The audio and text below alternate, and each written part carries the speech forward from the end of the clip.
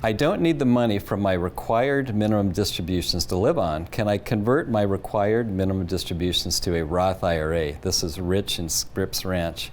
Joe, we get that question a lot, and unfortunately you cannot. Yeah, when you think of a required distribution, right, it's a mandate by law that you have to take money out of your retirement account, right? And the reason why they want you to do that is for you to pay taxes.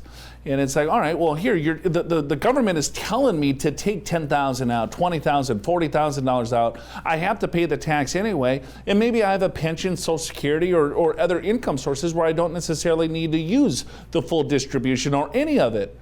Well, why can't I just put that into a Roth IRA? I paid the tax, now let's grow it in the Roth.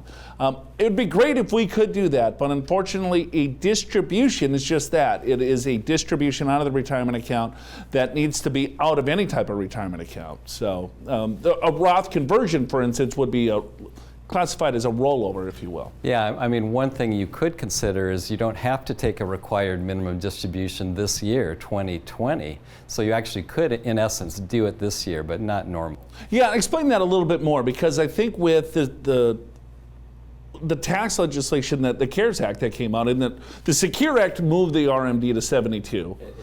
And so people get confused there. But now the CARES Act, it was like, well, there is no RMD. So let's say your required distribution was $10,000, right? You don't have to take the $10,000. But let's just say you're in those lower tax brackets. It still might make sense to take the 10 grand and then convert it into a Roth. Yeah, exactly. So even though you don't have to take your required minimum distribution this year, you might want to take it in kind of another way. Rich, it's kind of your question. You could take what would have been your RMD and convert that to a Roth IRA, 1 year and 1 year only.